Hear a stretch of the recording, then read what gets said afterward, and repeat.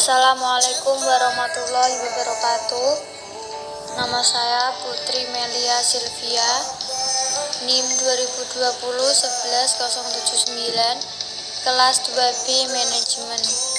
Saya akan menjawab soal UTS.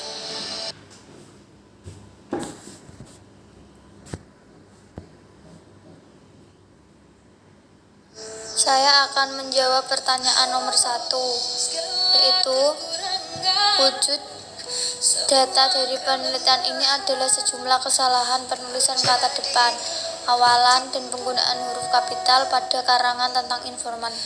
Apabila data yang ditemukan disepakati oleh para pemberi data, berarti data tersebut valid. Pelaksanaan member check dilakukan setelah mendapat suatu temuan atau kesimpulan. Diskusi dengan teman sejawat dilakukan untuk mereview persepsi, pandangan, dan analisis yang sedang dilakukan. Hasil dari diskusi ini adalah mengetes temuan teori, menyediakan pandangan kritis, dan melayani sebagai pembanding. Contoh, di mana sama dengan di mana, silahkan sama dengan silahkan, praktek sama dengan praktik, peduli sama dengan peduli.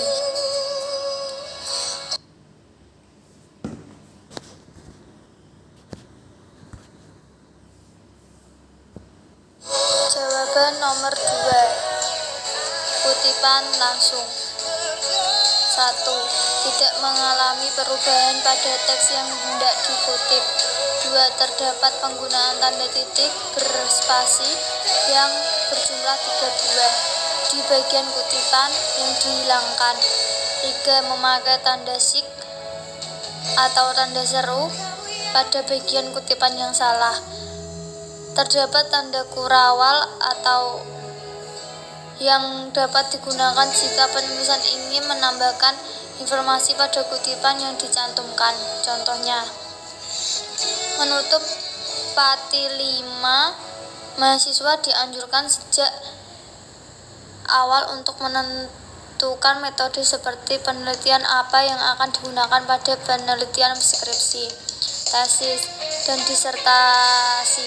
Mahasiswa perlu memasukkan pandangan yang luas dalam suatu penelitian, yaitu suatu pandangan yang mendukung asumsi ontologis, epistemologis, aksiologis, dan metodologis, kualitatif dan kuantitatif.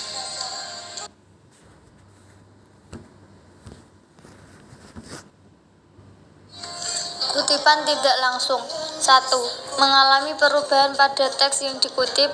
2. Tidak ada perubahan ide pikiran dari teks yang dikutip. 3. Disampaikan dengan gaya bahasa dan pemahaman penulisan terhadap kutipan yang ditampilkan.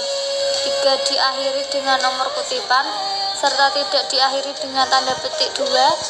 Adapun nomor kutipan yang dicantumkan pada kutipan mempunyai fungsi sebagai catatan kaki yang menerangkan sumber kutipan berasal. Agar kita dapat memahami kutipan langsung dan tidak langsung, berikut disajikan beberapa contoh kutipan langsung dan tidak langsung. Contoh kutipan tidak langsung. Seorang mahasiswa hendaknya harus dapat menentukan metode penelitian yang akan dia gunakan saat hendak membuat skripsi, tesis, maupun disertasi. Apapun salah satu metode yang mesti mereka tentukan adalah kualitatif atau kuantitatif. Jika mahasiswa lebih menyenangi statistik, maka metode kuantitatif bisa dipilih dan digunakan untuk bahan penelitiannya. Sebaliknya, jika mahasiswa lebih senang menganalisa suatu peristiwa, maka metode kualitatif bisa dipilih dan digunakan dalam penelitian yang akan dilakukan.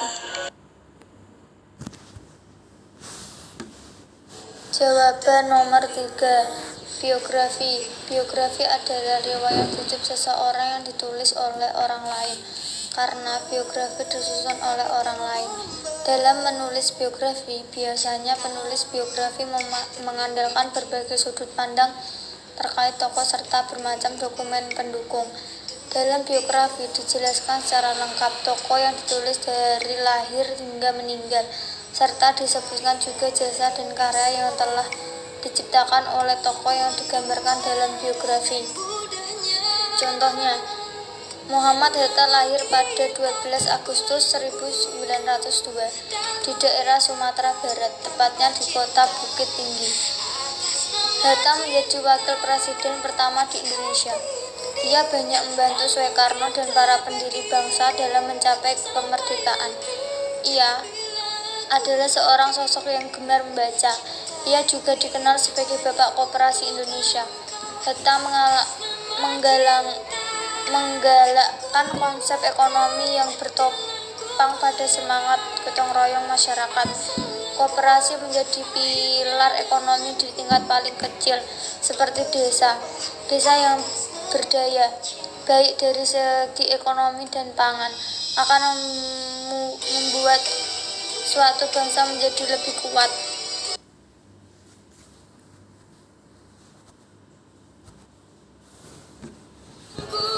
Bibliografi berdasarkan KBBI, Kamus Besar Bahasa Indonesia.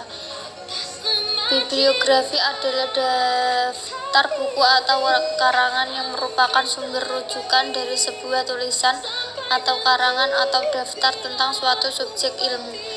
Dan bisa dikatakan bibliografi adalah daftar pustaka. Bibliografi mencakup deskripsi buku yang meliputi judul, pengarang, tahun terbit, nama penerbit, serta kota terbit. Contoh bibliografi: 1. Nama pengarang, 2. Tahun terbit, 3. Judul artikel, 4.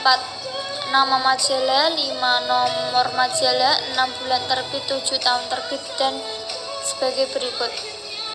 Jawaban nomor 4. Perbedaan jam dan pukul yang sering dianggap sama. Kata jam menunjukkan masa atau jangka waktu yang sering juga kita sebut sebagai durasi. Sedangkan penggunaan kata pukul adalah menunjukkan saat atau waktu di mana peristiwa akan terjadi. Contohnya, rapat itu akan dimulai pada pukul 10. Kami bekerja selama 8 jam sehari.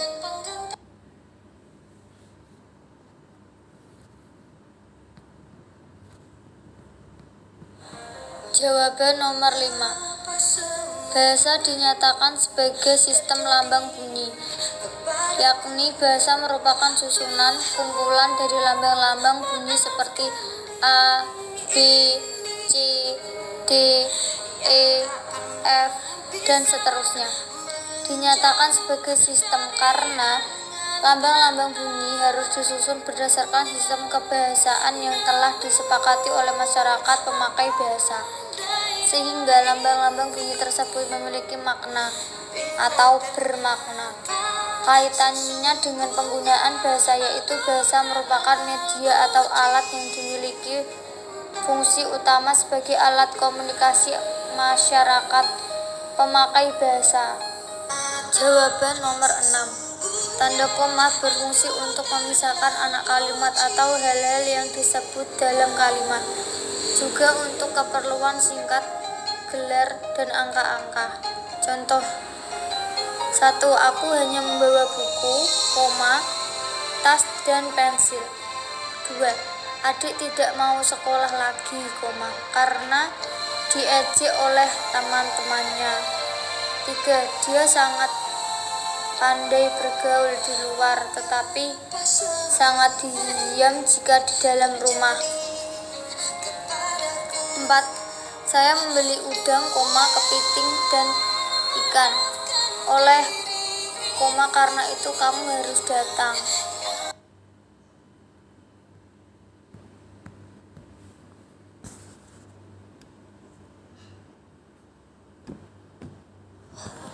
Jawaban nomor 7. Secara garis besar, perbedaan keduanya adalah dapat dilihat melalui kata sebelum dan sesudahnya. Bila memuat perincian, maka kita menggunakan titik koma, sementara untuk titik duanya penggunaannya lebih beragam. Titik 2 digunakan suatu pernyataan lengkap, sedangkan titik koma digunakan sebagai pengganti kata penghubung untuk memisahkan kalimat setara yang satu dari kalimat setara yang lain dalam kalimat majmuk. Contoh titik 2. 1. Via membeli sebuah permen, lollipop, Yupi, dan coklat.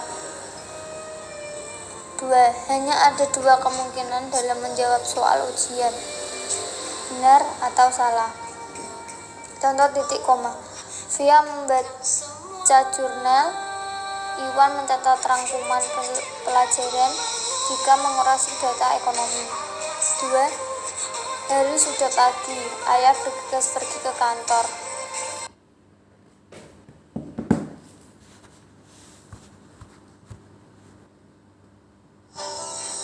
Jawaban nomor 8. Huruf miring adalah huruf yang tercetak miring. Dalam terminologi tipografi disebut italik. Huruf italik ini biasanya digunakan untuk memberikan penekanan pada sebuah kata. Di samping itu, huruf-huruf ini juga dipakai untuk menunjukkan istilah atau kata yang berasal dari bahasa asing. Huruf miring dipakai untuk menegaskan atau mengkhususkan huruf bagian kata atau kelompok kata dalam kalimat. Contoh yang benar. Saya belum pernah membaca buku Negara Kertagama. Contoh yang salah. Wifi, hotspot, dan greenhouse.